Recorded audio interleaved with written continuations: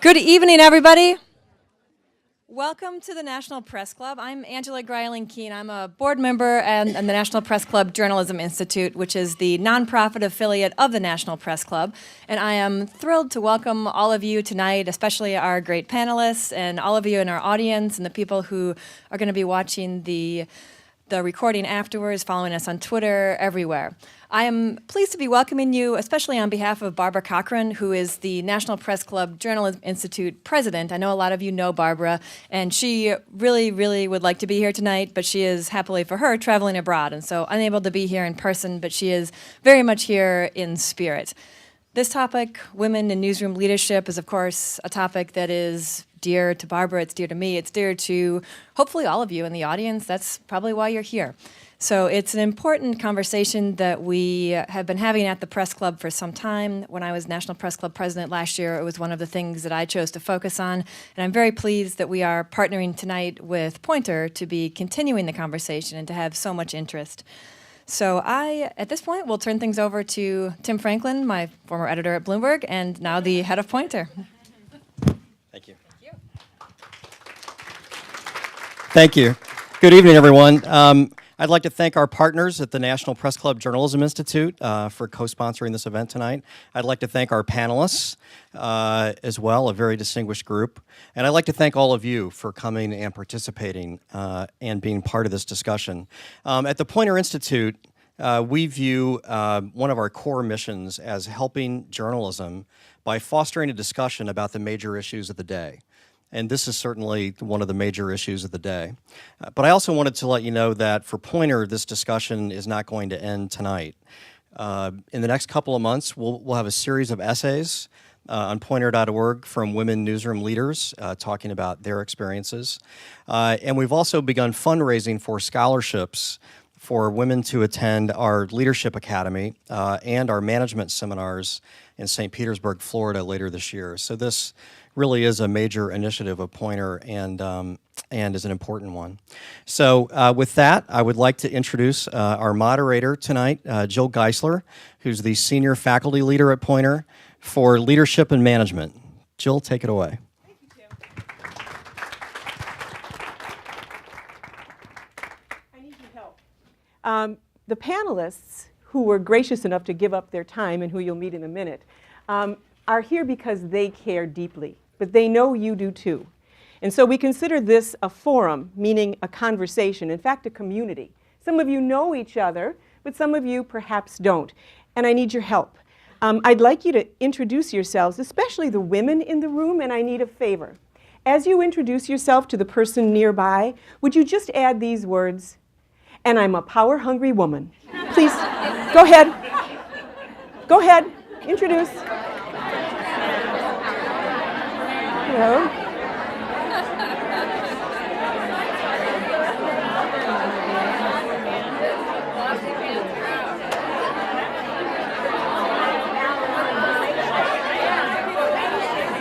All right, you've done well. Come back. Come back. Yo! You've done very well. You've done very well. But I have a question. Why did you laugh? Why did you laugh when I asked you to say the words power-hungry woman? I'd like to think it was because it was funny or clever, but I also think we laugh sometimes because of discomfort. Because the idea of being hungry for power might be a little unsettling, might even seem unfeminine, unladylike. Well, unless we are hungry for power, we will not become powerful journalists. And we won't become powerful and achieve parity. That's what we're here to talk about tonight. And I have a partner in this effort, not only the folks on the panel, but also my colleague, Kelly McBride. Kelly and a team at Poynter have put together some data for us to start out with so that we're all on the same page and we can agree, based on research, where we are today. So Kelly, why don't you get us started on that? All right, so closing journalism's gender gap. Here's what we know about the world of journalism right now. 36% of our workforce is comprised of women, and Jill? But take a look. We only achieved 23% of journalism's leadership. And we earn 25% less in leadership positions. But we'll pass the hat tonight. But we will look for solutions tonight. Kelly? Now, the good news is, maybe this is good news, that this is not just a problem for journalism. When we compare journalism to other professions, such as academia, what we see is similar leadership numbers and similar pay disparity. Maybe not as much in academia, but certainly when we get to business and journalism, we see women at 14% in leadership positions and 60% pay parity.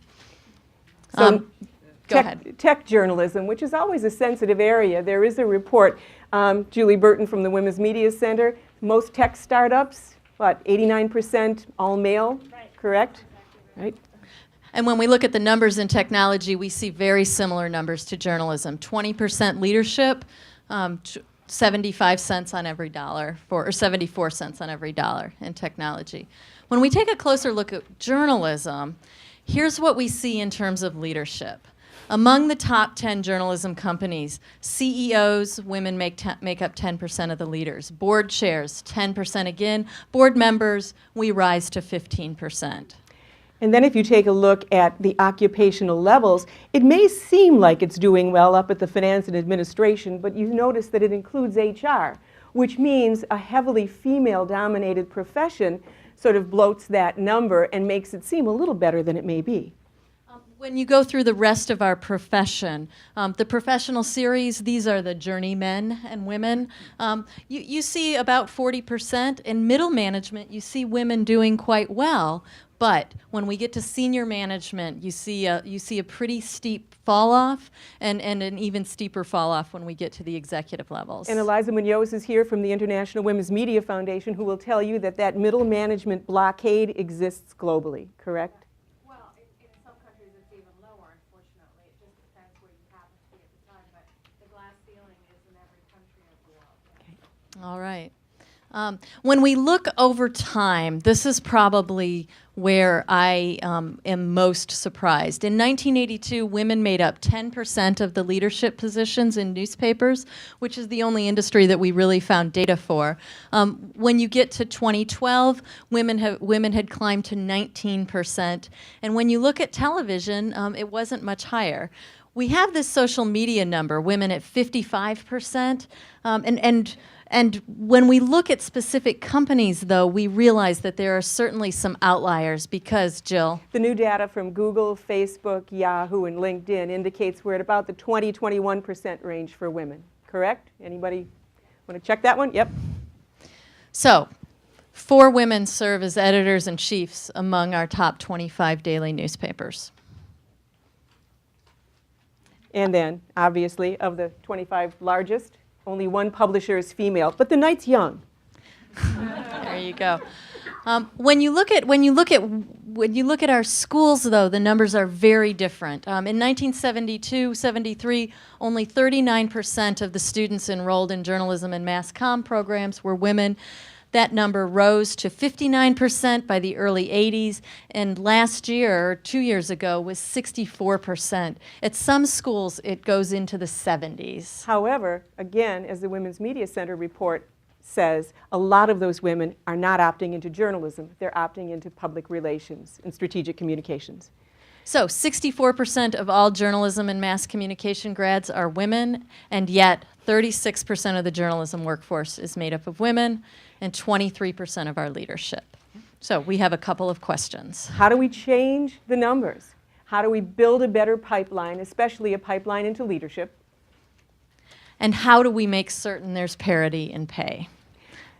We want to remove some barriers. Our goal tonight is to start with the panel, and I asked of them something special, and I'm going to ask it of you as well. Brilliance in 2 minutes or less. Right? Which is how we will get the maximum number of voices in tonight. Kelly has microphones, other people do. We want this to be a conversation. And I've asked each of the panelists to share with us and to identify, and they did not collude, so I don't know what they're going to say, identify a barrier that they think is significant, something that they think is a barrier to achieving parity. And Carolyn, you volunteered to start. I'm sorry. I should have introduced. So you don't have to do it yourself. Carolyn Ryan of the New York Times. Thank you. I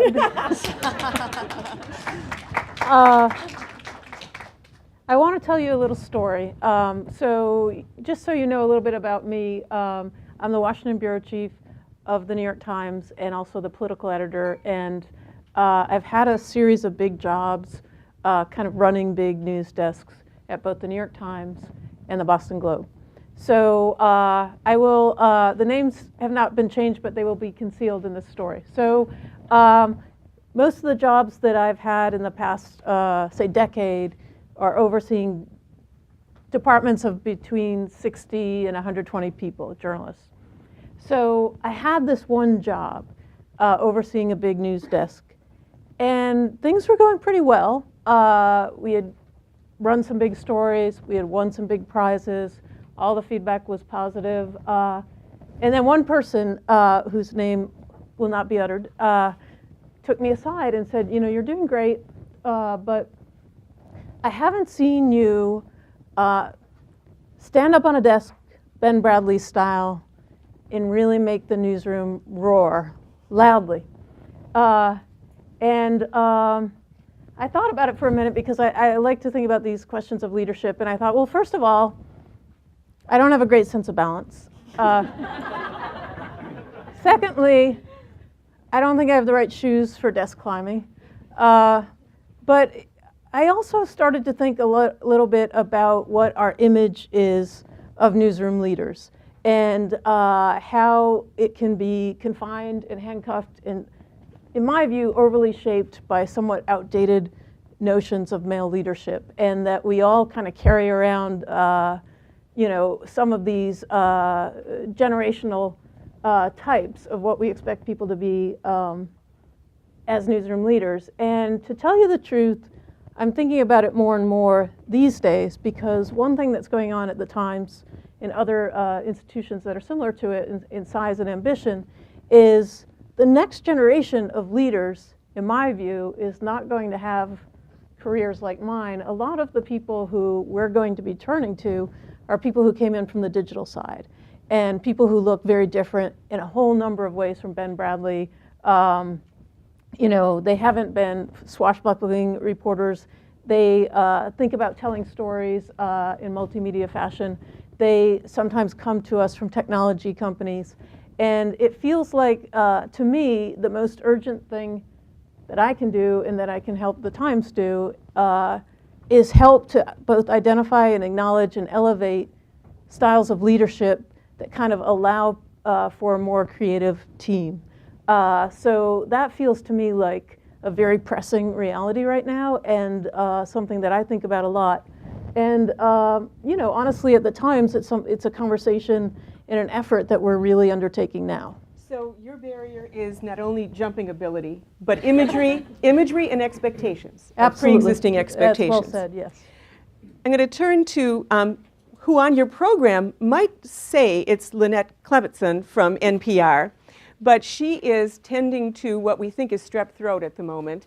And so she was ordered by her boss, Madhulika Sikka, to go home and take good care of herself. And Madhulika was gracious enough to volunteer to take this spot.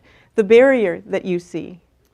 Thank you, Jill. Firstly, I just want to say I'm a very poor substitute for Lynette Klevetson, but since I only found out about this afternoon, the thing I panicked about most was brilliance in 2 minutes.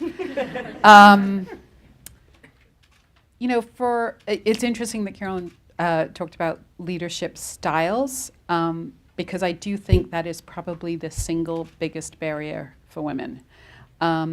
Before I was executive editor of NPR News, I was the executive producer of Morning Edition. And there was a point at which all my management staff were women, unlike various other parts of the building.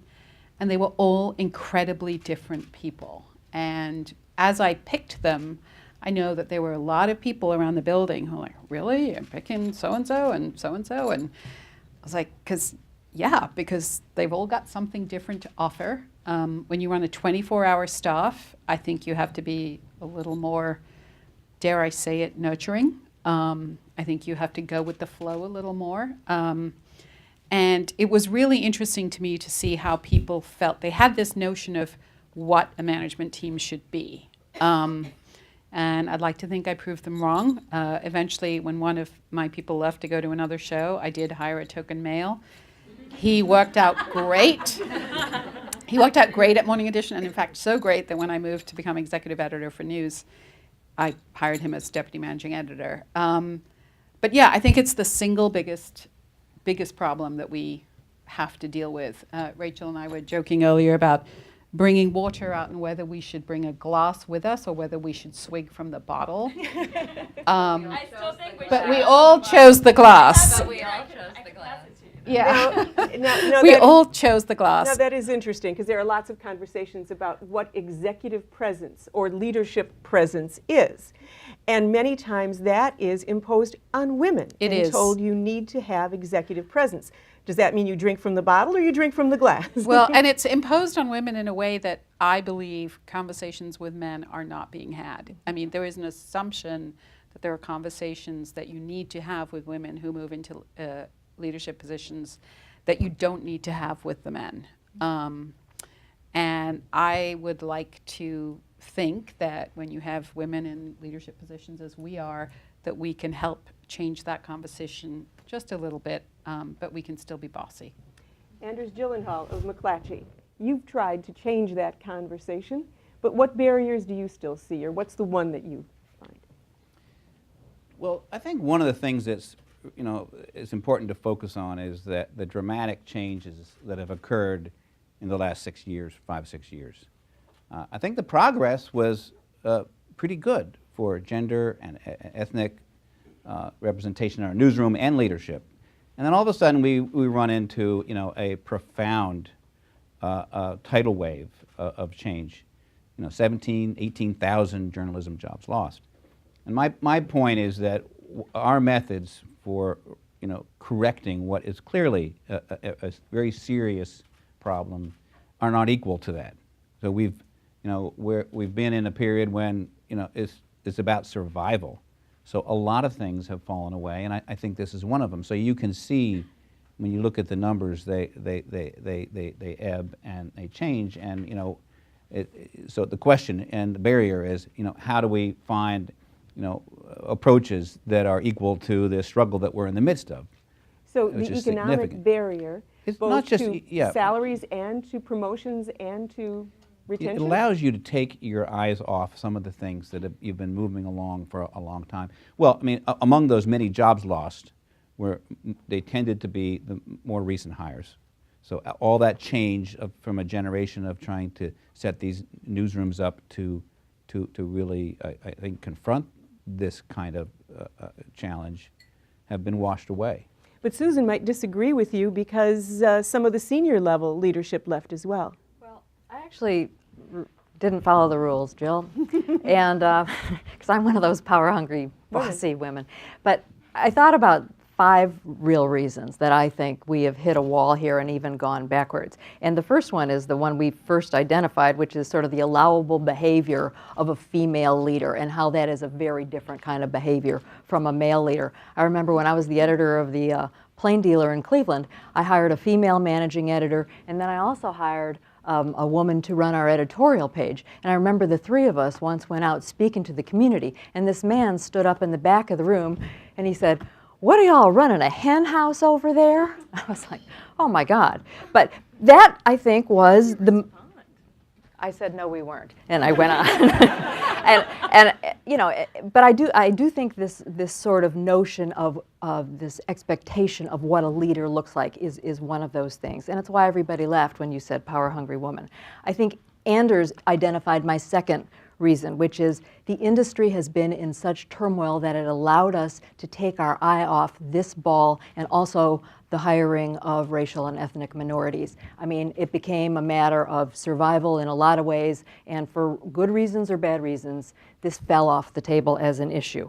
My third reason is we got used to it. We got used to seeing a lot fewer women in charge. Your count said 4 of the top 25. When I did the same count, I could only find 3 of the top 25 newspapers are run by Compared to women. your heyday. Oh, half almost of the biggest papers were run by women. And when I worked for Knight Ridder at a time, half of Knight Ridder's 32 newspapers were run by women.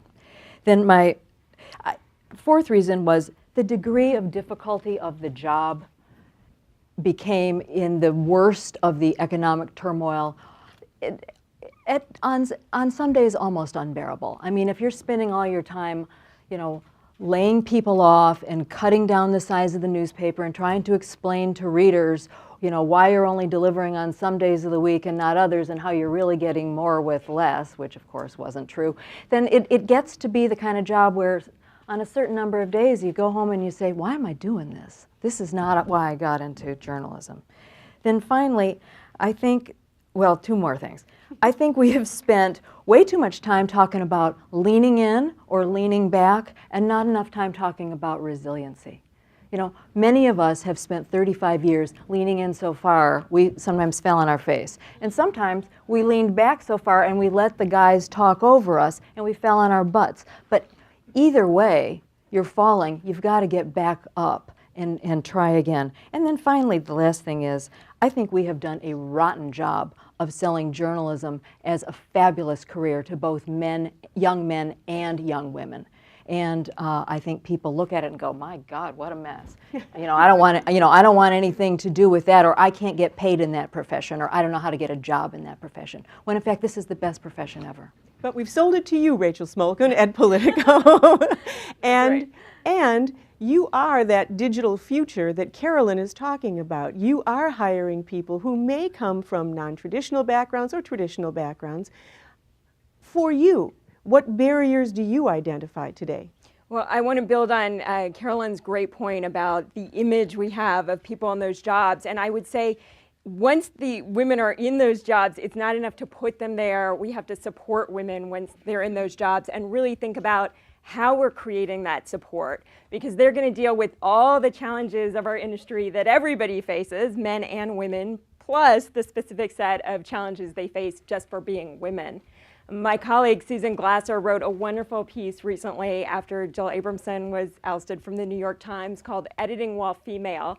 And it was a very personal piece. If there's anyone in this room who hasn't read it, I highly recommend it. It's just really a wonderful, provocative read. And one of the things she talks about in there is how important it is to support women in these positions so that they have the space and freedom to innovate, to experiment, and most importantly, to make mistakes. Because all leaders are going to make mistakes. And the question is, once the leader has made those mistakes, are you going to withhold your support, say, oh, they're not temperamentally suited for this job, a term women hear probably much more than men, or are you going to stand behind them and back them?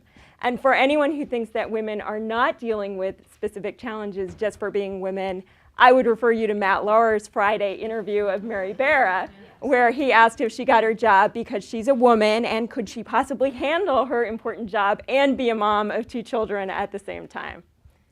Well, let's look at the wise audience and find out what other barriers you feel we should be talking about. Yeah, let's come first to Julie Burton, who is the president of the Women's Media Center. Now, you guys look at media writ large. You look at something much larger than women. But what themes do you see emerging here, and how does your report inform, which you guys all got a chance to get a copy of, how does your report add to this particular conversation? Sure, yes. I shall. And I'll hold the mic. Don't be offended. It's a thing. It's a thing. Fantastic. It's like I'm being interviewed by a journalist. So first of all, I want to say thank you to all of you, to Poynter, to the National Press Club. We were thrilled when we saw that this forum was about to happen. The Women's Media Center, just so you know, was founded by Jane Fonda, Gloria Steinem, and Robin Morgan, and our mission is to make women and girls visible and powerful in media.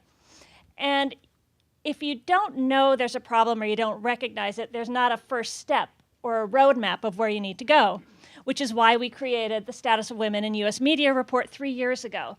It is a compilation of all sectors of media. It looks at the status of women in tech, in sports media, in news journalism, in broadcasting, in films, across the board. And there are 3 basic themes in our report that we found this year that we spotlighted. One was the numbers for women in media are terrible across the board. the big picture here isn't it's not just news media, it's film, it's sports, it's radio, it's all of the platforms. We are failing women. And then when we looked a little deeper, we spotlighted women of color in all of these sectors, and the numbers are far worse. It's bad enough already for all women. For women of color, it's a much more dire situation.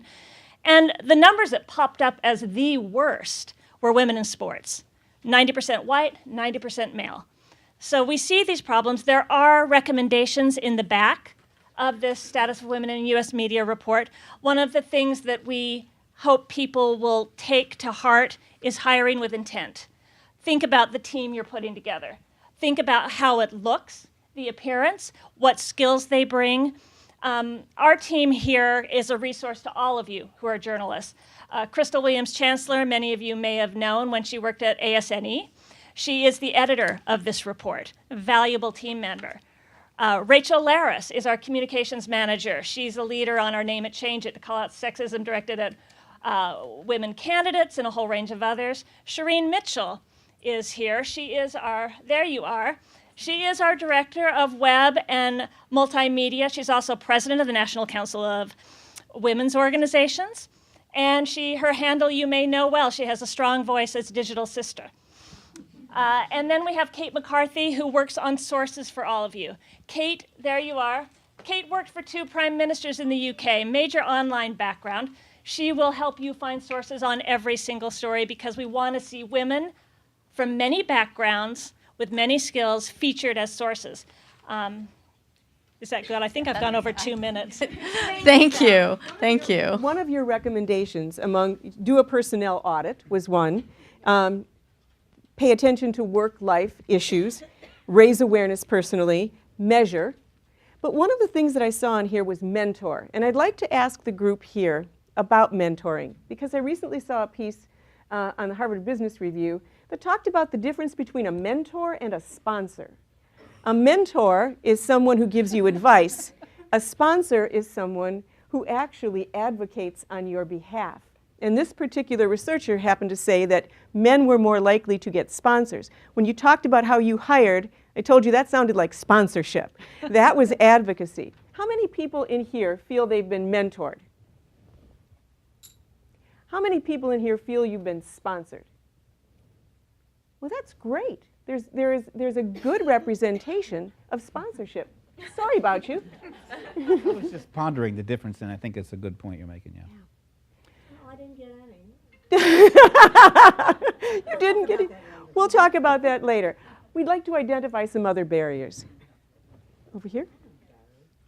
We've got one here.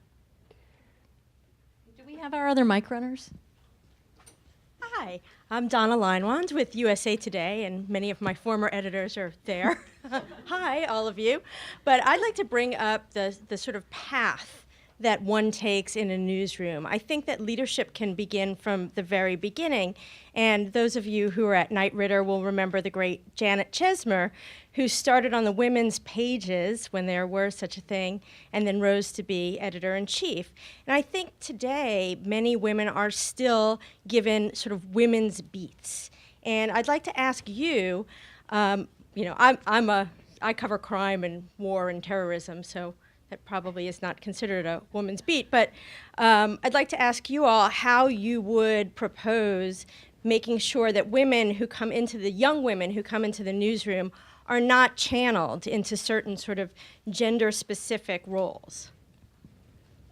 I would just like to jump in on that. That is a great point. I mean, one thing that I noticed is, and this is our obligation, is we need to demystify some of the traditionally masculine identified beats.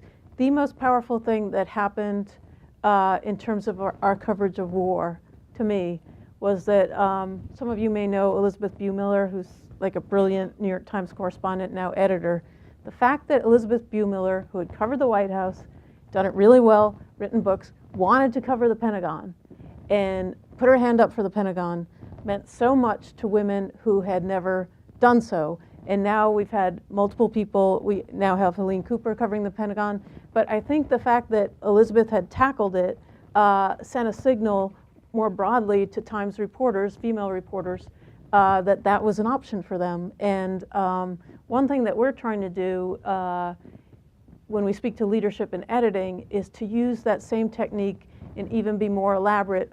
A lot of women who we identify early in their careers as potential editors, we never really share. There's sort of a newsroom culture where you don't share, like, what is that like? What are the gratifications? What are the challenges? And what we're trying to do is get our most skilled and talented women editors to share that early in careers so people can start envisioning themselves, not only envisioning themselves covering the Pentagon, going to Iraq, but becoming managing editor. And I think the sort of leading by example for reporters, I mean, NPR has a long, illustrious history of women covering areas that men didn't. Men usually covered Cokie Roberts liked to say it was because NPR didn't pay anything, so women went to do these jobs. But, particularly in the area of war, I mean, Ann Garrels was in Baghdad. Ann Garrels is the most amazing war correspondent, followed by a succession of fantastic women, Lourdes Garcia-Navarro, Soraya Zahidi Nelson, Julie McCarthy, Layla Fadel, all of them in these war-torn places. And in fact, I was at some lunch somewhere, and a gentleman of a certain age said to me, he listened to NPR, and he said, "How come you don't have any men in these places?" And I thought, wow, that's great. So how did you determine that that was a barrier? We've talked about this in barriers. Did NPR consciously say we're gonna knock that one down, or did it happen organically? I mean, I've only been at NPR 8 years, so I don't know that there was necessarily a conscious decision. It sort of emerged. You see one, and then you see another, and you see another, and in fact, our reporter who's currently in Baghdad, I forgot to mention Deborah Amos, also of extraordinary class, who's been in Iraq these last 2 weeks, and the hire we just made for our Beirut bureau, Alice, is barely 30 and an amazing writer, and had spent time there, and it just wasn't an issue. I would imagine. I came from ABC News. I was in network television before then, and I just think no one sat around thinking, oh, well, should we talk to the female correspondent or female applicant, or should we focus more on the men? Nobody asked those questions that used to get asked. Well, when I teach at NPR, more than a few people have said to me, here our founding fathers were mothers. Yes. Does that have something to do with it, the tradition of women in highly prominent leadership roles? Again, I think it was a little by accident. And we've gone through periods where it wasn't always thus. I mean, our founding mothers have a particular hold on the culture. But, I think it's not that complicated, even though I was mentored and my career was developed by men, because men were the only ones in the position to be able to do that then. I feel that the best thing I can do is hire great women, if there are great women out there to hire. I just hired 3 desk heads, Washington desk, national desk, and arts and culture desk, and they're all women. And our international editor, senior editor, is also a woman. And our science desk editor is also a woman. So someone was joking in my direct reports the other day. It's like, wait, where are all the guys? But I have some great guys too. Kelly? Yeah, I do want to hear from Jan Schaefer, because Jan is the head of JLab, and you have a particular project on women in entrepreneurship. And if I think we follow this logic, our leaders are going to come from the tech side, and yet women have their own struggles in the entrepreneurship world as well. So let's get Jan the microphone here. Thanks. I want to throw some Zaggy thoughts in here instead of Ziggy thoughts, if you will, because I think we should be careful to always assume that it's only women from tech who are in the entrepreneurial space, because I would assert that it's women refugees from traditional newsrooms that are in entrepreneurial space and not necessarily in the tech sector. And I say that because we have received more than 1,500 applications for our Women Entrepreneurial Awards, and one of our awardees here right now. And 90% of them were one-time traditional journalists. They have left traditional newsrooms. And they're looking to take their passions and their media ideas into the entrepreneurship space. And I think the number that we don't know, or I have not seen, is when you look at the displacement from newsrooms of 17 or 18,000 people, what percentage of those are women? And from observation only, my gut is a disproportionately high number are women. They, at some point, see the glass ceiling, don't like the newsroom culture, feel like they're ready to move off on their own and do some things. So I think there are some bright spots. I bemoan the numbers too, but I think there are some bright spots when you look at the Lion Publishers Group. I think more than 50% of the startups in Lion Publishers are started by women. I think when you look at INN, it's the women who are leading the most forward newsroom mergers with public media around the country. When you look at Laura Frank and Margie Freivokel, they're doing incredibly innovative things. When we look at American University's Media Entrepreneurship program, the ratio is 7-to-1 women to men who are enrolled in this. Yeah. The St. Louis Beacon, which you've just referred to with Margie Freivokel and others, is wonderful and thriving and merged with public radio. But sustainability is huge. I mean, even you right now are hoping to get funding again for your grants. It's a hard row out there. But there's nothing wrong with serial entrepreneurship. And I think we sometimes have to just let go of hanging on to old things too long and validate serial entrepreneurship, because that's what Silicon Valley does all the time. And I think St. Louis Beacon merged with St. Louis Public Radio as a movement towards sustainability. And I would suggest that that might not have been done by a guy who might have had too big of an ego investment in their own startup. Can I jump in? Yeah. I mean, I agree with you. There's nothing wrong with serial entrepreneurship, and that's great, and that is a tradition that should be honored. And you do see it in Silicon Valley. And in Silicon Valley, you've got some exceptional women like Sheryl Sandberg or Marissa Mayer or Safra Catz. But when I was the editor of the San Jose Mercury News, I once interviewed Safra Catz at a forum very much like this about why there were hardly any women running tech companies. And you know what she said to me? She said, because to be a successful woman in Silicon Valley, you have to be better, you have to be louder, and you have to be smarter. And I looked up at the crowd, most of whom were women, and everybody was nodding. So I'm not sure that we really want the Silicon Valley model. But what distresses me a little bit is, yeah, well, there's nothing wrong with serial entrepreneurship. We've got these strong, incredibly important news organizations in print, online, digital, all these different kinds. Why are we going backwards? We have actually gone backwards, and that should bother every single person in this room, because it means we're putting out a less accurate news report every single day for our readers. But if you want to keep your women, you should be putting them as leading your greenhouse efforts in-house. You should be putting them in your entrepreneurship spaces in-house. I agree with all of that. I don't think that's happening. I do also think the serial entrepreneurship idea is very important. Donna had asked about career path.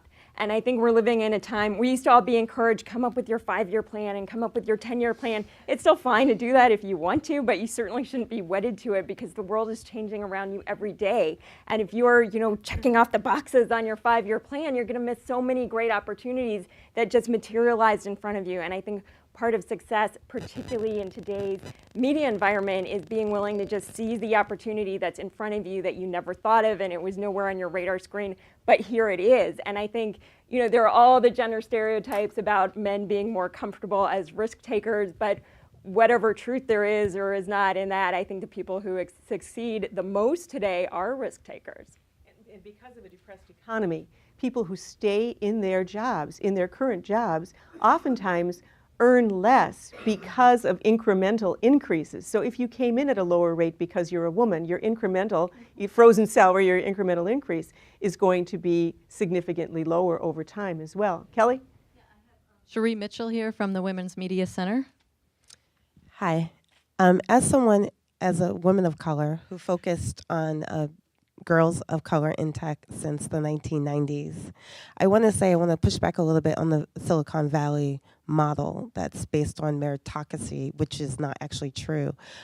If you notice the recent numbers that came out, that most tech companies are not very diverse. Most VCs do not fund women, particularly women of color. And honestly, when we look at these numbers, we are actually really talking about problems that are happening based on gender and race, and that women of color, even in the tech industry, is not widely seen or appreciated in that space. So when we look at the newsroom, you're right, we're still having problems in general, but we're also having, as Julie said, larger problems for women of color because they're not seen as experts in that field, and they're not seen as experts in the tech field either. So we do have what I would classify sort of a social dichotomy around issues that pertain to people and women of color.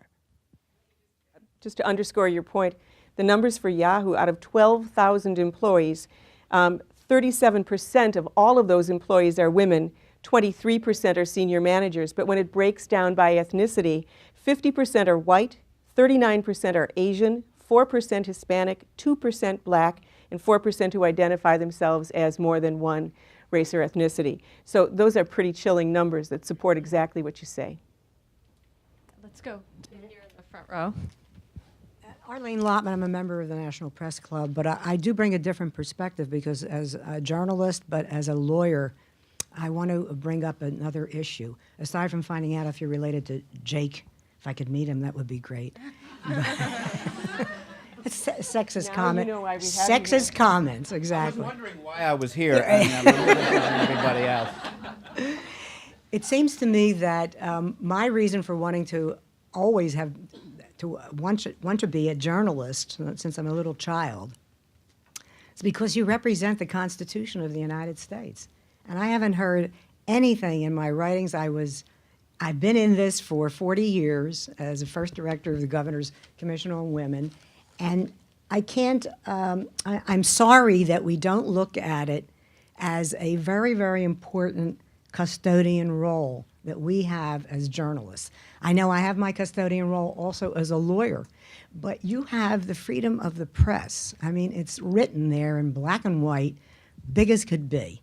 And we haven't done anything with it, which I believe is a wonderful opening for women that can be just absorbed and run with.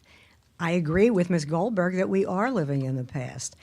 Journalism has changed, and we all recognize it, but one of the worst part of its changing is that we don't get a newspaper where you can get any news anymore. I accept all the great newspapers of the world, please. No offense. But that's where we are as a public. But we hold this precious right, and we ought to be using it to make ourselves heard. And it's really unethical for the custodian power of a First Amendment freedom of the press not to have a reflective population pool. And if you put it in those terms, you may look at it a little differently. And the last thing I'd like to say is you really ought to be working on passing the Equal Rights Amendment because that's what's missing from all of our lives, regardless how you name it and what you identify with. That is the ultimate reason why we do not get full respect because we are not fully respected. So you are talking about diversity as accuracy. Uncle Anders?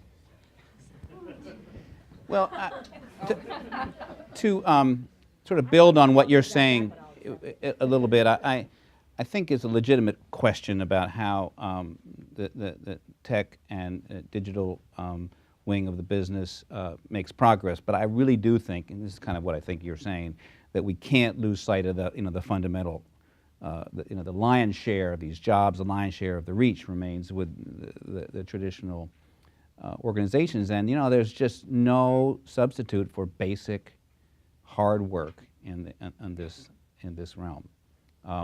We're talking about all the failures. I will just say that at my company, and McClatchy newspapers, there's 29 papers, 13 are run by women, we're about 45%.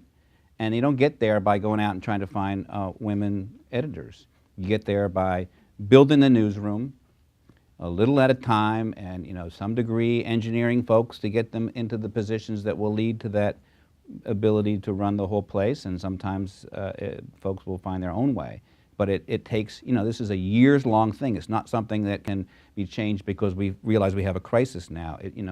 One of the reasons that, and it also has to do with publishers. We're in the same realm with publishers, because Knight Ridder had that tradition before McClatchy. McClatchy has that tradition. It has to be a tradition, and it has to be something that you work really hard to achieve. There's no other substitute for it. Well, and without shamelessly plugging, you've invested in training. It happens to have been with the Poynter Institute, That's right. but Poynter Institute, right, yes. growing people within. Yeah. You've done emerging leaders programs, but not many organizations identify emerging leaders. They wait until people are in place, frequently made a mistake, and that's when they bring in someone to coach them. Right, and if you have to hire, I'm trying to watch over these papers. If you have to hire from the outside, sometimes that's a good thing. But if you're not building and developing people and promoting them, what's the signal that you're sending? Mm-hmm. And so I think it's really important to be working on in the fields of this whole question.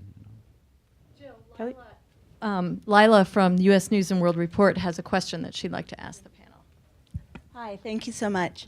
One of the barriers that I've found as a woman and a woman of color in journalism is that there are so few women at certain levels that once you get there, it's like someone checked off a box. Oh, we hired the woman, or we hired. I was actually told once that I was the three birds, one stone person. So they checked off woman, non-Christian, color all at once, and this was said as a good thing. And I'm wondering what we can do as journalists to try and have people focus on women as people with individual skills and individual styles that they bring to the table rather than just checking off a box.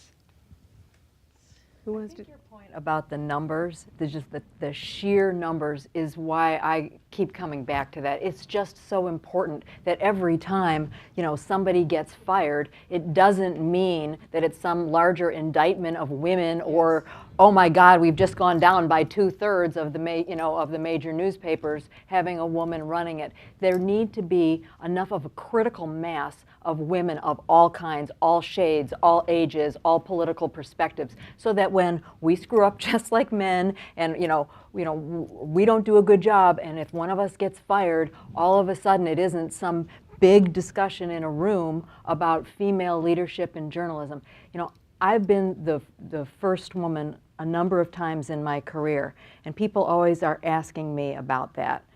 And you know what? I'm going to be really glad when the day comes when I'm not the first woman this or the first woman that or the first woman the next thing, because that will mean there's enough women who are doing those jobs. I think that only happened because of my particular age. I'm almost 55, and the seam of change in the country, and where I was on that seam. But we need to get to the point where there aren't so many first this, first that, first the next thing. We're just all employees, and we're good at what we do, and we're bosses, and the best of us rise.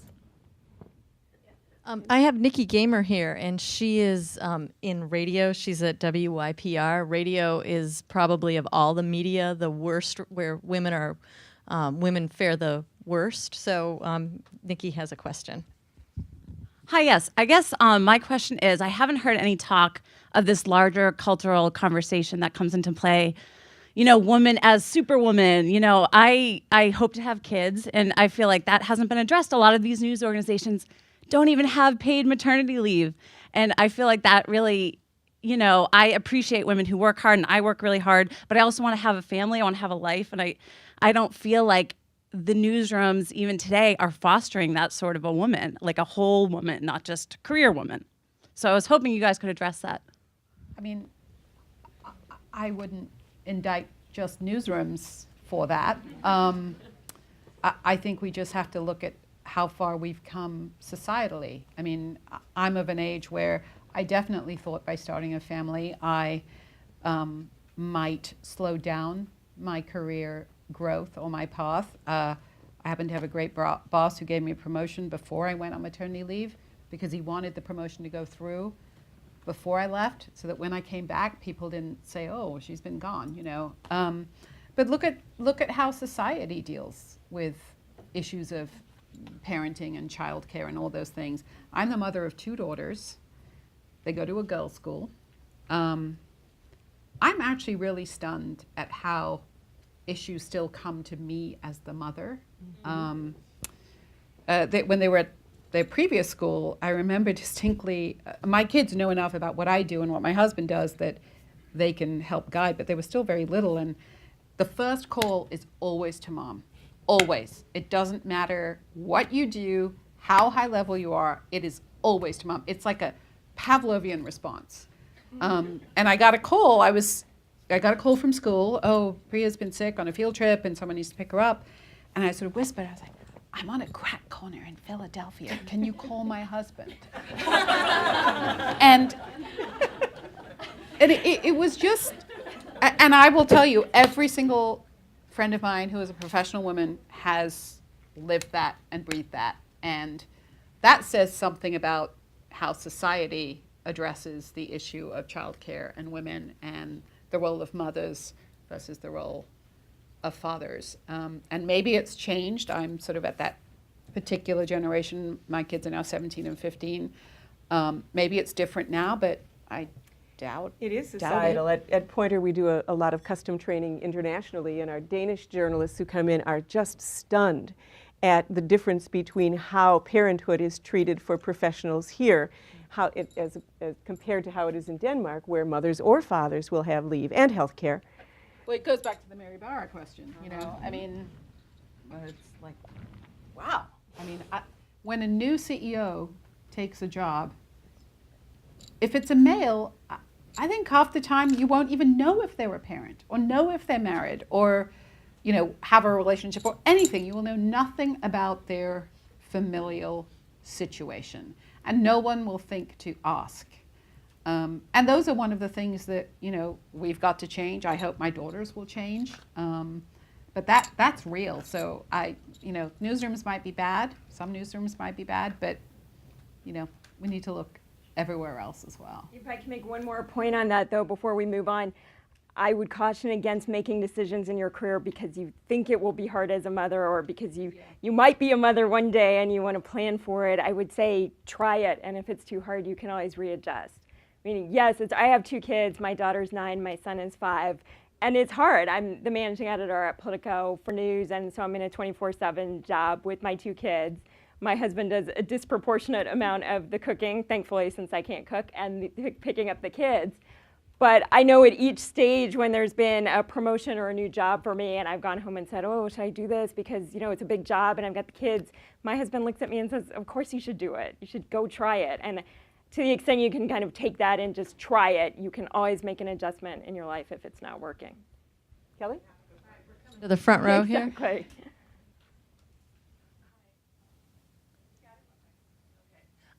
Alexandra Branscombe from the American Geophysical Union. I was actually lucky enough to be at a similar summit for science writers recently, and there's a couple of people in the audience that were there too, which is great.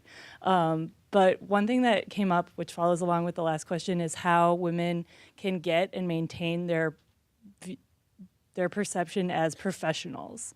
As a young woman, that's been challenged for me, like, oh, do you know what you're doing? Or, oh, that's sweet, you're asking me questions.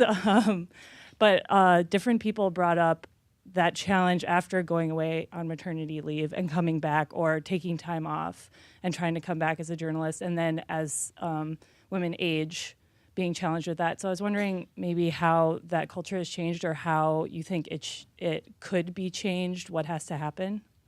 Can I ask you a question? Yeah. How is it manifested to you? I mean, how is that expressed to you, the things you've described? Well, in my career, it has to do with scientists,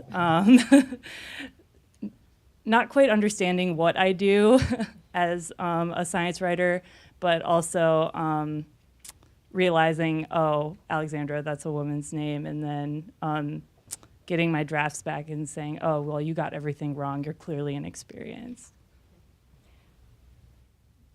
I think that this is the toughest for women, especially younger women, who cover mostly male professions. So science, in the world of finance. I mean, I used to work at Bloomberg. There's a few Bloomberg women in this room, but there were so really overall few women working at Bloomberg as writing about finance especially, and it's really hard. And I remember it happened to me as a very young woman who was sent in my early 20s to go cover the governor and state legislature in Michigan. You know, and these people from outstate Michigan, you know, they'd look at you like you had three heads, like they'd never seen a woman before, let alone how dare you ask them a question. And I don't know that there's anything to do except just push through it. You know, you just keep asking and you keep writing those good stories, and every day you come back, and eventually they start to take you seriously. But the other thing, and this isn't a very cheerful answer, but when you get older, it's easier. Alex, my heart is with you, because when I became a news director at the age of 27, I used to get a whole bunch of resumes from people, and they were addressed to Dear Mr. Joe Geisler, because they would call the station and say, what's the news director's name? Joe Geisler. And they could not imagine, just as they think Alex might be a man until they meet you, that this could be a woman running this newsroom. But that was 1978. It shouldn't be the case now. Here I have Julia Piper from Climate Watch. Thanks. Sorry, Climate Wire. Climate Wire, yeah. I'm a woman in an energy and environment space, and I would say our company does a good job of hiring both sexes. But my question is actually about international reporting, and here I'll stand so I can see you. What advice would you give for women who want to report more internationally, and perhaps in societies where they're more conservative? How do you balance being bold but also aware of who you are, what your limitations might be in that setting? Laura Logan's situation comes to mind. Like, what should we learn from that, and being practical and again, wanting to be powerful women?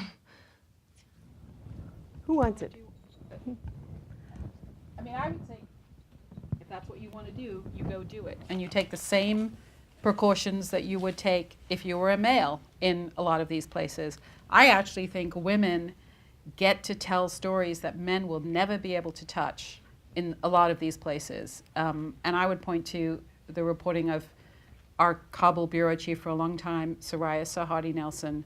She did extraordinary stories on women that the male war correspondents would never be able to get to do. And I think being in these sort of tough environments, the Arab Spring, actually all our correspondents were women at the time.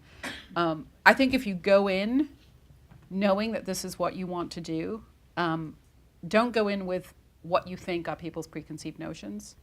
I think that there is enough precedent at our news organization, at Carolyn's news organization, across network television to show that you can do it now without any of the issues that used to come up. I'm thinking of Rukmini Kalmachi from the AP, who's done the same thing with some just incredible, insightful reporting. But part of it is, what does the organization, even in these financially stressed times, promise you as your international correspondent in terms of safety, protection, preparation? I mean, those are the kinds of things I think that you really want to know before you put yourself out there. Yes, absolutely. Yeah, and I think your relationship with your editor and your editors, plural, is all the more essential when you go abroad, and especially when it comes to questions of assessing risk. And those are things that we've seen from situations that did not end well, that those conversations are crucial, and that a reporter should not be substituting his or her judgment for the organizations in that situation. Go ahead. Yeah, we have a question here about the sponsorship versus mentorship, and Adrian is going to ask that. Hi, I'm Adrienne Lawrence. I'm with the Journalism and Women's Symposium. I'm one of the staff members there. So I've actually been lucky enough to be sponsored, but it wasn't something that I sought. I accidentally stumbled into it, and I found that it was actually critical to me getting that position that the person helped sponsor me for. So I was wondering, what are the tips to getting a sponsor, and what is the difference in having a sponsor versus having a recommendation? Well, again, the literature that I saw recently simply said that a mentor, a lot of us give advice to people, and freely so. But not necessarily investing, unless you have a relationship deep enough for you to say, I know you well enough to recommend you, I've seen your work well enough. Anders, you've sponsored a good number of people in your time. I mean, it's sort of a natural thing, and you can't go out and say, I want this to happen, but you're looking for that, and I think when you see an opportunity, you seize it. And as somebody who's mentored, sponsored a lot of editors, it's something people want to do because it's a very rewarding part of this work at a time when, as Susan says, there's a lot of frustrations. So, I mean, I think you have to let it be known and then go after it. I would also add that 3 of the mentors I've had were women, and I think that had a lot of impact on me. Sandy Rowe, everyone knows, she kind of mentored everybody in a way. Marian Gregory at the News and Observer, managing editor, who had tremendous impact on me. Hope Frazier at the Miami Herald. And I think it's something people want to do, but you know, you can't be bashful about trying to get those relationships going. I guess I'd like to take your question in a slightly different, maybe more provocative area. In my last, say, 4 jobs that I've had, overseeing pretty large staffs, there's kind of a ritual in newspapers still where your job is announced, you get a very laudatory announcement, people congratulate you, and here's what happens in the first 2 weeks.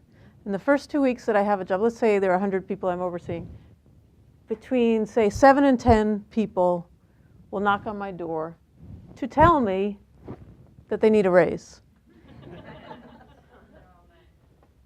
Over the last 4 jobs, 1 woman, the rest men.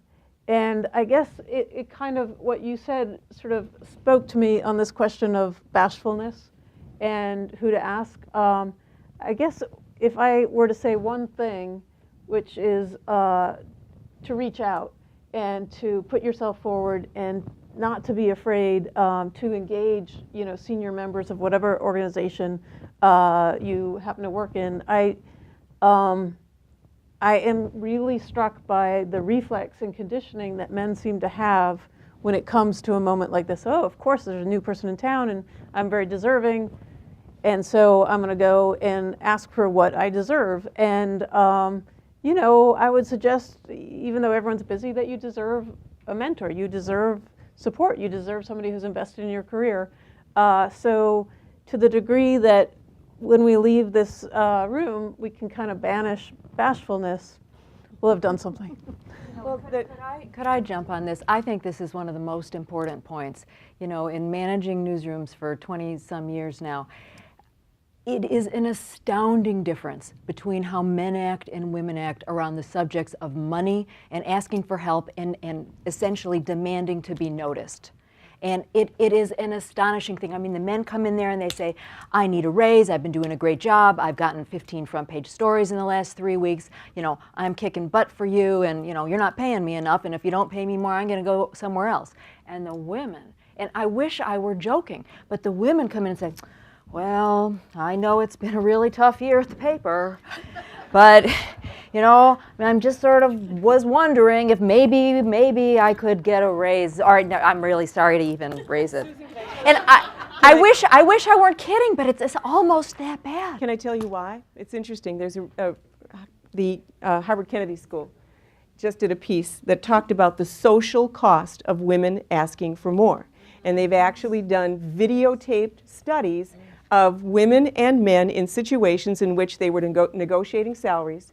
And then the people who were watching graded them on whether they would want to work with them looking at these videos. And what they said was, women are penalized more than men for initiating salary negotiations. They are evaluated negatively on niceness and demandingness and not seen as team players. They were less likely to want to work with them. It was okay if they advocated for others. That was cool. But if they advocated for themselves. So what they were saying was that many women are doing that self-effacing approach because they are trying to ease the blow, like me, when I ask you for what I deserve. And so what the recommendation was is that you have to do an I-we sort of thing, quoting Sheryl Sandberg saying, this is the last time I'll be on this side of the table from you. You've hired me to negotiate, so I need to negotiate for myself. Rachel? I was just going to ask you, when you train people, if you recommend that women take a different approach because of that research. Well, again, what advice would you give a woman who wanted to come in and say, you know, I've done great work with 15-page, front-page stories, I'd like my raise now? Data helps, but once again, if you're going to be judged negatively, and that's the difficult part. If you're going to be judged negatively because you don't sound like a team player, then you have to remember to talk about the team. Talking about negotiating for a raise or when you're getting hired? This was, because I think one really important point is that your best leverage, of course, is when you're being hired. That's the point at which you know, and I think the same issue applies, men versus women on that. And everyone needs just a little coaching because it's a hard thing to do. Sure. But it doesn't take very much to better yourself on that front end if you just have a little bit of an idea of how to go about it, and it's a very important piece. Chris Martin? We actually have a question along this track from Minal. So thank you. I'm Minal Bopaya. I run a site called Subscription Content that's about the business of digital publishing. And I wanted to sort of look at this from a different angle, although it's still about the negotiation, because my mom came from India and both my parents are physicians, and my mother said she was so surprised to learn when she came here that men made more money than women, because in India that doesn't happen. One of the reasons it doesn't happen is because everybody knows everybody's salary. Like, they know top to bottom. And so there's a culture of negotiation here that a lot of the people who are talking, like Sheryl Sandberg and the one from the BBC, Katty Kay, who wrote Confidence Gap, the presumption is that women need to behave like men. And I think it's important that women challenge that presumption. And I also think it's important that we ask, how do we give men the tools to learn how to share power without feeling disempowered? I don't think it's any surprise that, like, you know, particularly white men are arming themselves to the teeth right now. And if it was black men, if it was Muslim men, if it was women, they would be a terrorist group. But that is our concept of men in power, that there is a violence and an aggression to it.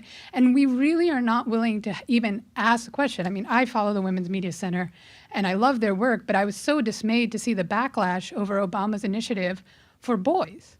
Boys need a safe space as much as girls. And when we make it men versus women instead of a conversation about how do we share power where the right people get hired, we're just perpetuating the problem by letting the pendulum swing back and forth. Thank you.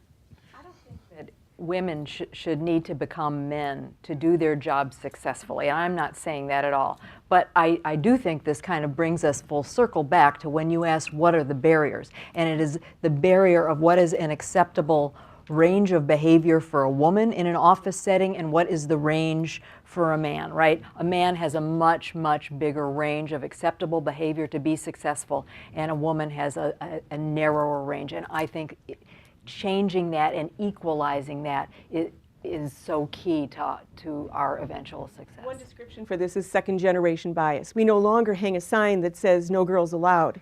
But what we do is base our expectations. If you're coming into my office and I have to tell you and a male colleague of yours that you didn't get the promotion, if you on your way out kick a wastebasket, right, based on my expectation of what appropriate behavior is, what's going to happen if the guy does it? What's going to happen if the guy tears up? What's going to happen if the woman tears up? These are expectations that we sort of have in our gut. And we have to check that. We have to examine our own selves, because you talked about going in and mentoring people. There's something in psychology called the similarity attraction effect. We like people who are like us. We are comfortable. The big compliment is, you remind me of me when I was your age. Well, if all we hire are people who remind us of ourselves, one of the challenges we have as leaders is to make certain we get out of our comfort zones. And I'm sorry, you were waiting. I was just going to say that there's some very recent research based on Can we get a microphone for Chris? Based on the idea that pretty loud. Based on the idea that there are different reactions to not only a request for a raise, but negotiations when you first enter a job. And there's a study that came out a couple of weeks ago. This was done in academia, not in journalism. But what they found in a number of cases is that when women didn't accept the first offer, the jobs were rescinded. And in more times and in more cases than they were with men. And part of it was that there was this negative reaction. There was this response that, oh, you're not the person I thought you were. Or, I don't know. What they were told is, we're not sure you will fit into this culture. And that released around was the same time was another study about a request for mentors that was done by email using names. Some names that seemed explicitly ethnic male, some seems like, like Joe Jones that didn't, women, and they just tabulated the responses from the professors, and significantly more professors were more than happy to mentor the people who sounded like Joe Jones, white guy. And I think that's why this speaks to talking about changing culture and not just always putting the burden on women. You need to figure out how to do this better. You need to step up. You need to lean in. You need to lean out. At some point, there also has to be a look at the culture in general, conversation and thought about why this becomes so difficult, and not just figure out a way to make yourself do this better. I think that's a great point. But I think as women, while we wait for the world around us to change, and I hope it will, it does behoove us to be aware of the research. When I read Lean In, one of the most interesting parts to me as a female manager was the citations of the research and how demeanor is perceived, and that women are expected to smile more and be friendlier and be more nurturing. That doesn't mean that I'm always going to feel like smiling and being friendly when news is breaking and I need somebody to do something right away, but I'm going to have a heightened awareness of what I'm doing and how my actions are being perceived. And I think that you raise the issue of it's everyone's responsibility. Like, males have to have skin in this game as well as women. And I think that cuts across a lot of societal changes that we need to make. My daughter was a rising senior, and they had some conversations. Someone came in to talk about the issue of campus rape. And she came home, she told us about it. She said, I don't know why they didn't go to the boys' school. As if talking to the girls about campus rape was what needed to be done, as opposed to talking to young men who were about to go to college as well and figure out what they have to say or understand. So I think you see it replicated in so many areas, and that's what's got to change. Hi, I'm Jill Lawrence, and a lot of you probably know me because I've been writing politics in this town forever, and was in fact the first woman at AP to get the title of political writer. And I wanted to take this back a little bit to the problem of enticing women to choose journalism as a career, particularly women of color. And if you're taking out student loans and working your way through college, it's an awful lot to ask people to go into a profession that everyone thinks is dying and where salaries are very, very depressed, especially if you're outside of a metropolitan area. And even, with middle class people, I know from people who've worked for me that they couldn't have been doing it without help from their parents. They were working at a news organization, and their parents were helping them with rent. And there was one woman, actually a woman of color, a young woman in her early 20s, who was under tremendous pressure from her parents to go to law school. She'd been admitted to law school. They couldn't see how she was ever going to make a living in journalism. So, I don't know what the answer is, because I don't think many places can afford to pay what some of these people would need or want. But it just seems like it's an economically realistic decision to not go into journalism. And so maybe we need to storm the campuses and try to, go on a charm offensive or something. I don't know. What's the answer?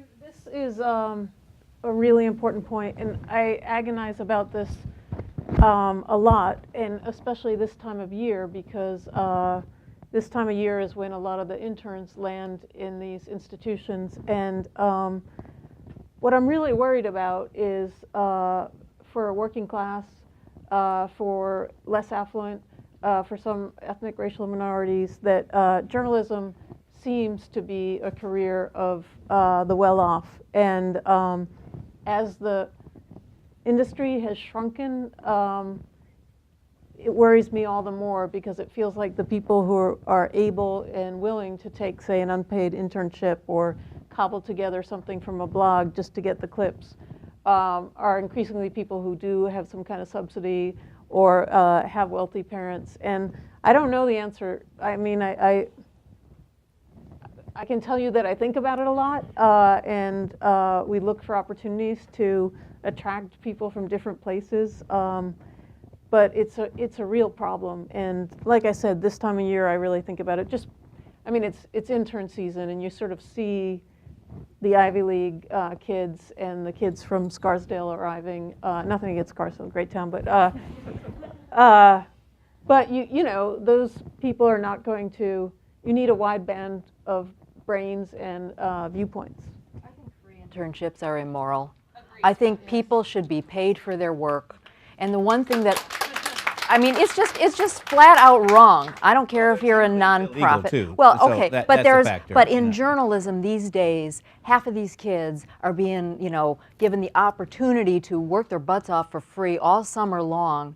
And it's just flat out wrong, because when we were coming up, internships were not free. We all got paid, and there would have been no way a girl like me, or maybe many of you guys too, could have ever taken a free internship. I would have had to, you know, been scooping ice cream or selling clothes or doing something, because I had to make money in the summer. So one thing I've done, and it's, you know, it's like this tiny little thing, but maybe if everybody did it, you know, a lot of schools have set up funds where we can contribute, and it helps offset the cost of living for students who have to take a free internship, because that's the only way they can get experience. So it'll maybe give them a couple, $3,000, $6,000, $5,000 so they can offset the rent to live in some city. I don't think that's the answer. I mean, the answer is no free internships, but I don't think that's going to change. But I think there are things that we can do as individuals that can help. And I think from a business point of view, you know, a paid internship is an extraordinarily great investment, and your return on investment is fantastic. You know, we pay our interns even before, and across the board that was implemented a few years ago, but even before then, I mean, we have a lot of our younger staff are former interns, and it's one of our best pipelines for gender diversity, racial diversity, for extraordinarily talented people who actually can do way more things than I can do, except I guess I can be bossy. So I was dismayed to hear this evening that the White House does not pay their interns, which sort of is really disappointing, because talk about an elite group that could only afford to come to Washington to do an internship. So I think that, you know, I think it's really important. I think internships, when they work, are the best entry into so many different jobs. We are almost out of time. I want to make certain we've got two people at microphones here, so let's get them both in. So we have Vanessa Williams from She the People, the blog. Hey, I'm Vanessa, work with Washington Post, edit She the People. I'm also a former president of the National Association of Black Journalists, and it is painful. And a Poynter alum, charter class. It is painful that we are still having these conversations about diversity, both with regard to race and ethnicity and gender. I do think that part of what happened is we started making a little progress. People took their foot off the gas. I do think that the massive job losses have devastated the ranks. It's really painful what has gone on in my newsroom with regard to women leaders. When I got there, there were so many more, but there are just fewer editors, period. And so that also, you know, cut into the women. But I guess, you know, the only thing I can say is, you know, I'm kind of old school, is that you really have to keep pushing. You really have to. Everybody isn't able to do it. People who talk about we got to change the culture, they are not going to change. They have to be pushed. And everybody is not that kind of person. Everybody can't push, everybody won't push. Some people shouldn't even try.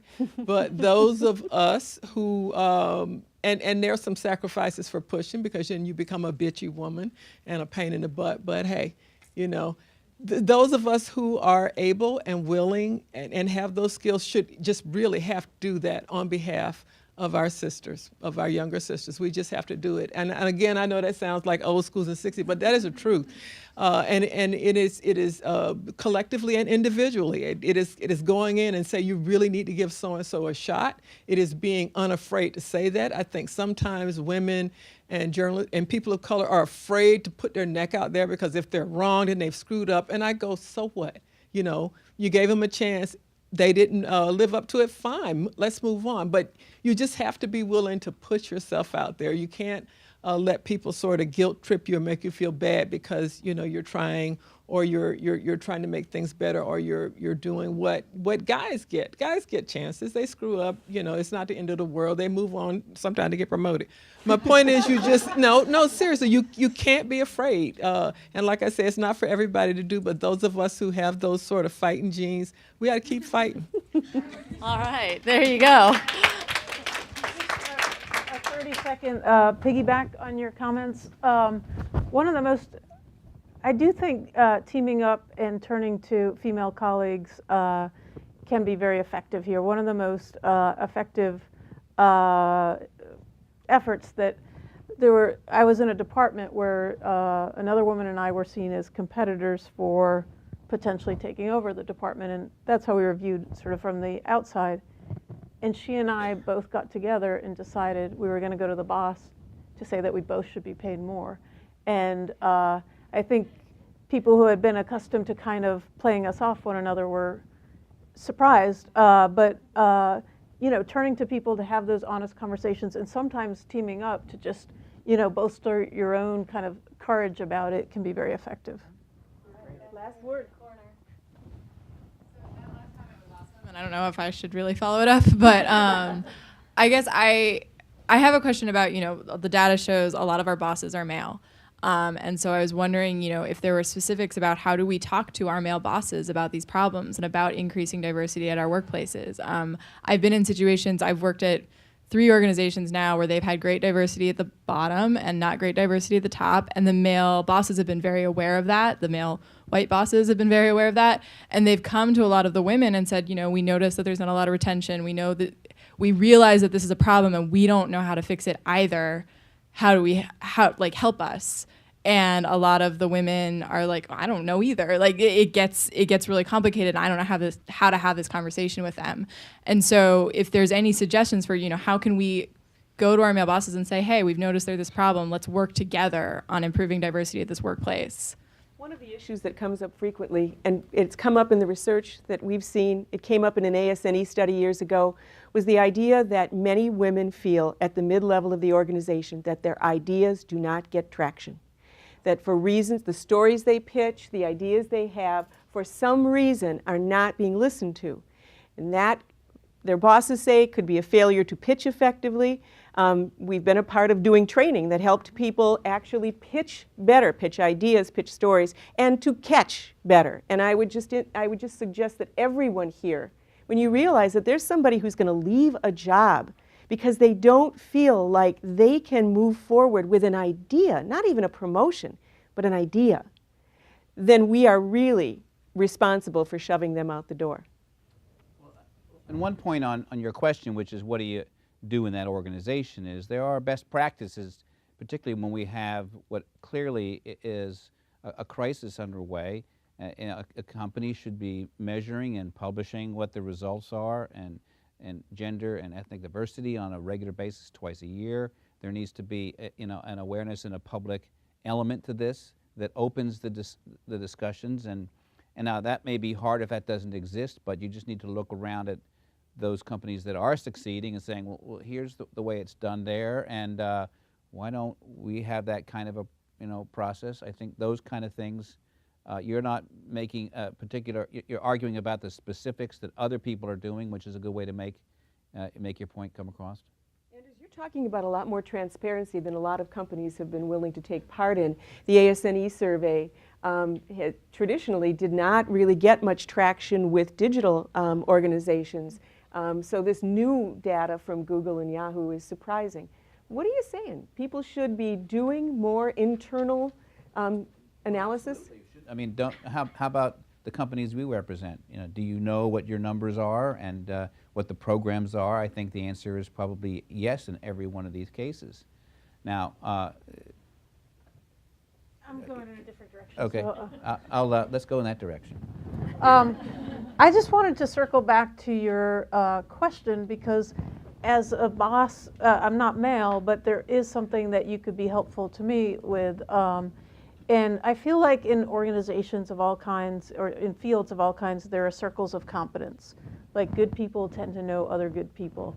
And I feel like one thing that would be really helpful to me in terms of diversifying and promotion and hiring is if we all knew, say, 5 to 10 people who either are within the organization and should be watched and supported and encouraged, or people who are outside of the organization who would help make it more diverse and have talents that I don't know about.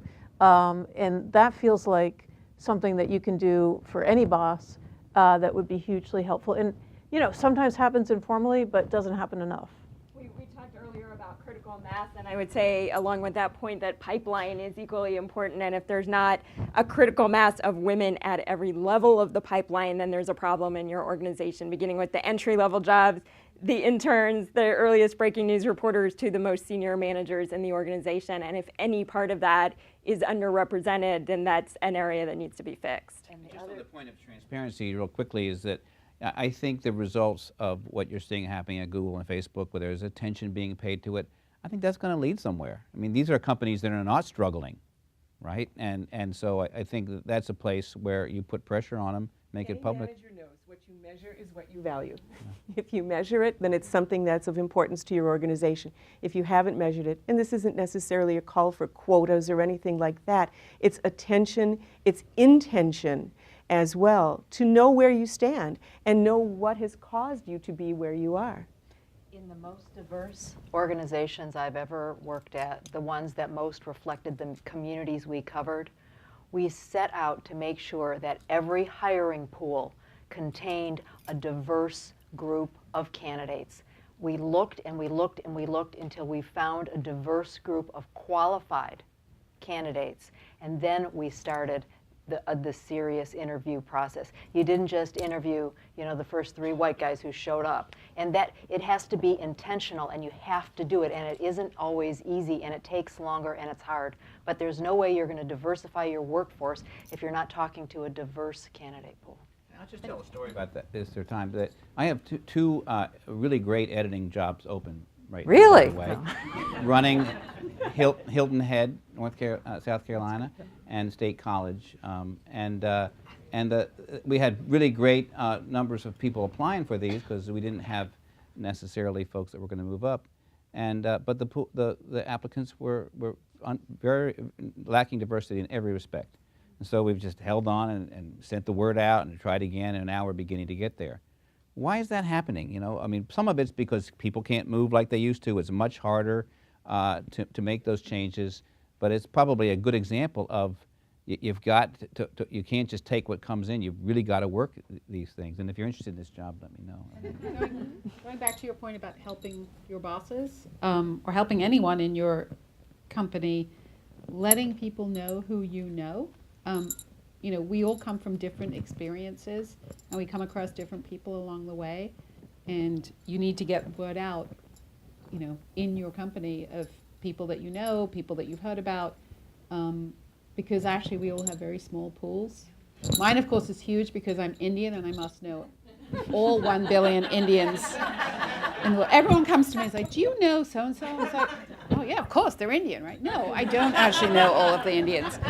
But, we can all make those circles wider by letting each other in to our circles. I like the idea of widening the circle. We started out by talking about power and the hunger for it, and there is a power in looking at not just what they ought to do. When I work with organizations, and especially people who want better and stronger teams, I say there's a me solution and there's a we solution. You start out with what's my piece of this, what can I do, and then what can we do as an organization. We, as an organization, or as a group of like-minded people who want parity and want to push for it, hope that you'll continue to do so. We're going to invite you. Kelly, you want to talk about the plan? Yeah, but before I do, the American Press Institute also has a project, and so I'll have them describe their upcoming project, and then we'll talk about our project. Thanks for giving me a couple minutes. 20 seconds. 20 seconds, yeah. Go, Jane.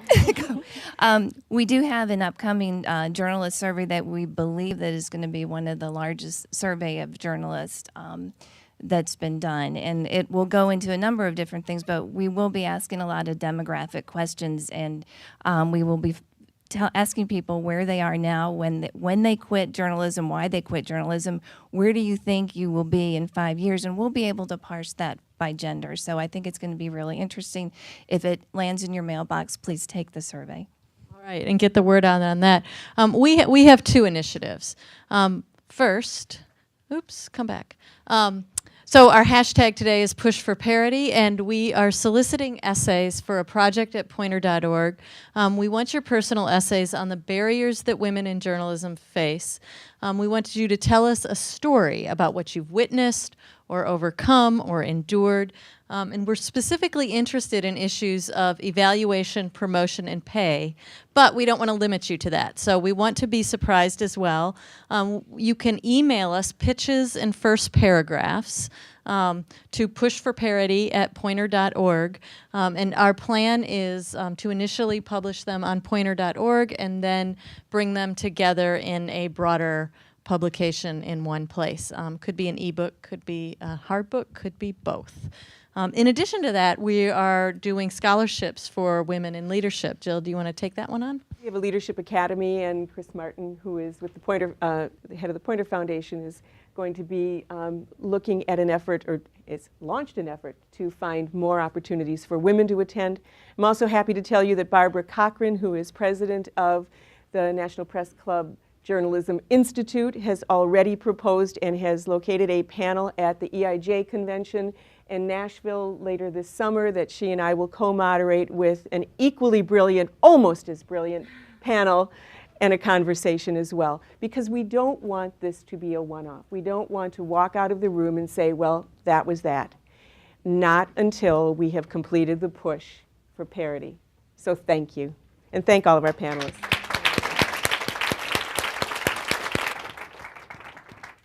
I need your help. The panelists, who were gracious enough to give up their time and who you'll meet in a minute, are here because they care deeply, but they know you do too. And so we consider this a forum, meaning a conversation, in fact, a community. Some of you know each other, but some of you perhaps don't. And I need your help. I'd like you to introduce yourselves, especially the women in the room, and I need a favor. As you introduce yourself to the person nearby, would you just add these words? And I'm a power-hungry woman. Please, go ahead. Go ahead, introduce. Hello.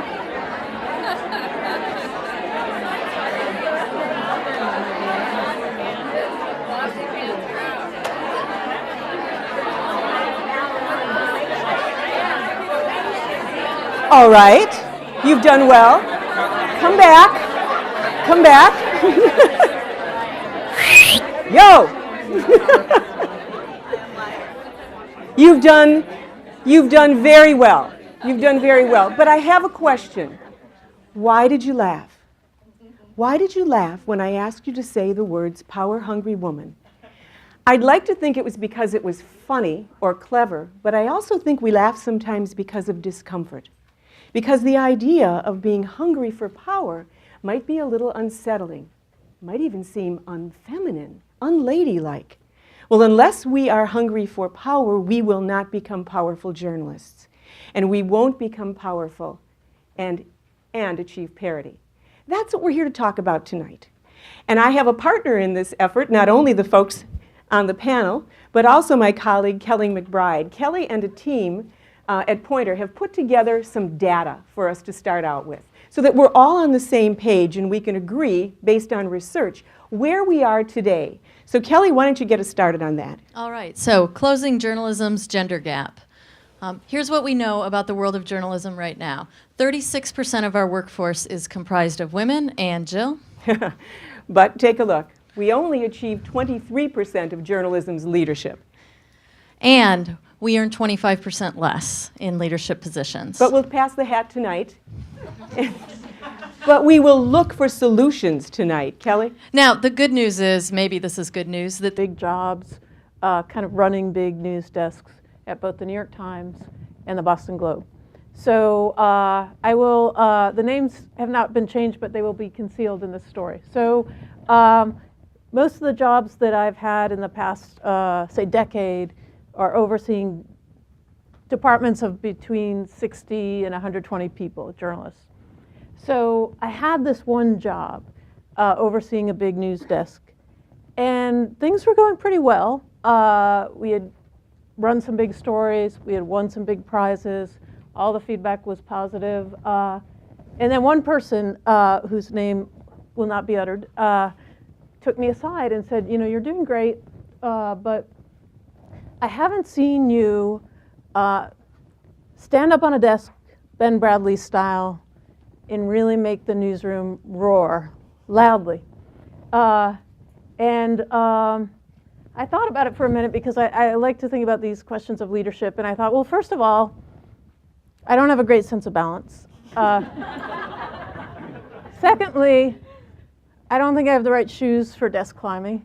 But I also started to think a little bit about what our image is of newsroom leaders, and how it can be confined and handcuffed and, in my view, overly shaped by somewhat outdated notions of male leadership, and that we all kind of carry around you know, some of these generational types of what we expect people to be as newsroom leaders. And to tell you the truth, I'm thinking about it more and more these days, because one thing that's going on at the Times and other institutions that are similar to it in size and ambition is the next generation of leaders, in my view, is not going to have careers like mine. A lot of the people who we're going to be turning to are people who came in from the digital side, and people who look very different in a whole number of ways from Ben Bradley. You know, they haven't been swashbuckling reporters. They think about telling stories in multimedia fashion. They sometimes come to us from technology companies.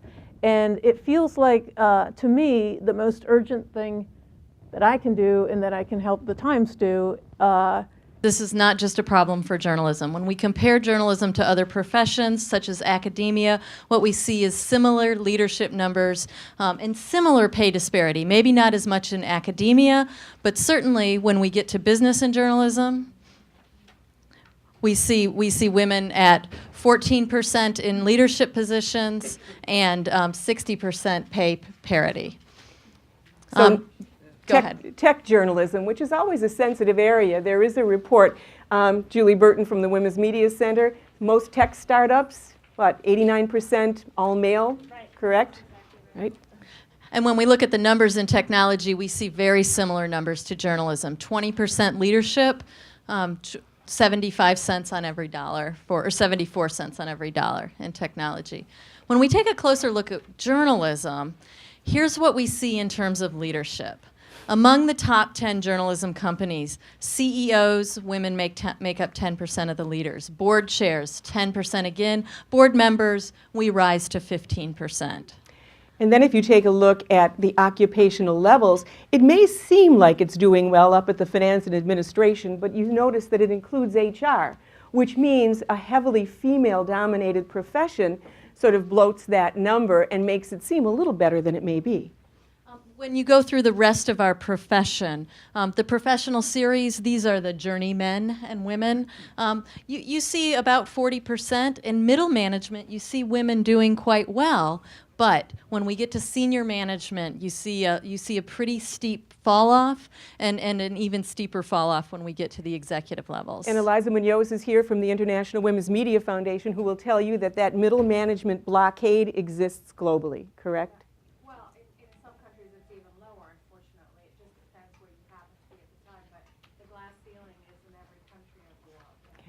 All right.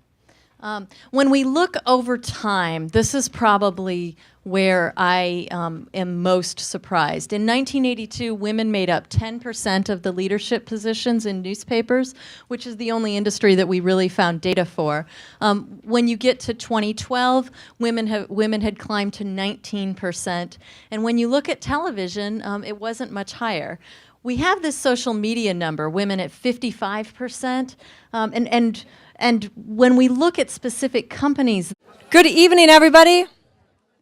Welcome to the National Press Club. I'm Angela Greiling-Keene. I'm a board member and the National Press Club Journalism Institute, which is the nonprofit affiliate of the National Press Club.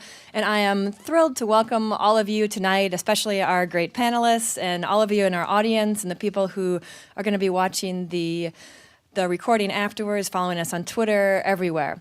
I am pleased to be welcoming you, especially on behalf of Barbara Cochran, who is the National Press Club Journalism Institute president. I know a lot of you know Barbara, and she really, really would like to be here tonight, but she is, happily for her, traveling abroad, and so unable to be here in person, but she is very much here in spirit. This topic, women in newsroom leadership, is of course a topic that is dear to Barbara, it's dear to me, it's dear to hopefully all of you in the audience. That's probably why you're here. So it's an important conversation that we have been having at the Press Club for some time. When I was National Press Club president last year, it was one of the things that I chose to focus on. And I'm very pleased that we are partnering tonight with Poynter to be continuing the conversation and to have so much interest. So at this point, will turn things over to Tim Franklin, my former editor at Bloomberg, and now the head of Poynter. Thank you. Thank you. Good evening, everyone. I'd like to thank our partners at the National Press Club Journalism Institute for co-sponsoring this event tonight. I'd like to thank our panelists as well, a very distinguished group.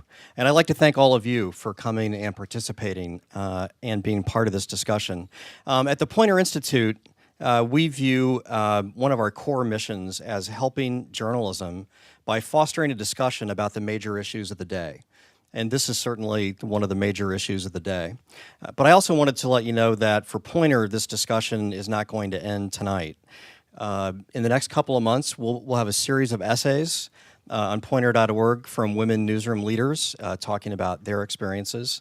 And we've also begun fundraising for scholarships for women to attend our Leadership Academy and our management seminars in St. Petersburg, Florida later this year. So this really is a major initiative of Poynter and is an important one. So with that, I would like to introduce our moderator tonight, Jill Geisler, who's the senior faculty leader at Poynter for leadership and management. Jill, take it away. Though we realize that there are certainly some outliers because, Jill. The new data from Google, Facebook, Yahoo, and LinkedIn indicates we're at about the 20-21% range for women. Correct? Anybody want to check that one? Yep. So, 4 women serve as editors-in-chiefs among our top 25 daily newspapers.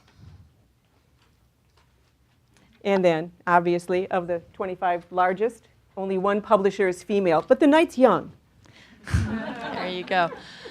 When you look at our schools, though, the numbers are very different. In 1972-73, only 39% of the students enrolled in journalism and mass comm programs were women. That number rose to 59% by the early 80s, and last year, or 2 years ago, was 64%. At some schools, it goes into the 70s. However, again, as the Women's Media Center report says, a lot of those women are not opting into journalism. They're opting into public relations and strategic communications. So 64% of all journalism and mass communication grads are women, and yet 36% of the journalism workforce is made up of women, and 23% of our leadership. So we have a couple of questions. How do we change the numbers? How do we build a better pipeline, especially a pipeline into leadership? And how do we make certain there's parity in pay? We want to remove some barriers. Our goal tonight is to start with the panel, and I asked of them something special, and I'm going to ask it of you as well. Brilliance in 2 minutes or less, right? Which is how we will get the maximum number of voices in tonight. Kelly has microphones, other people do. We want this to be a conversation. And I've asked each of the panelists to share with us and to identify, and they did not collude, so I don't know what they're going to say, identify a barrier that they think is significant, something that they think is a barrier to achieving parity. And Carolyn, you volunteered to start. I'm sorry. I should have introduced, so you don't have to do it yourself. Carolyn Ryan of the New York Times. Thank you. I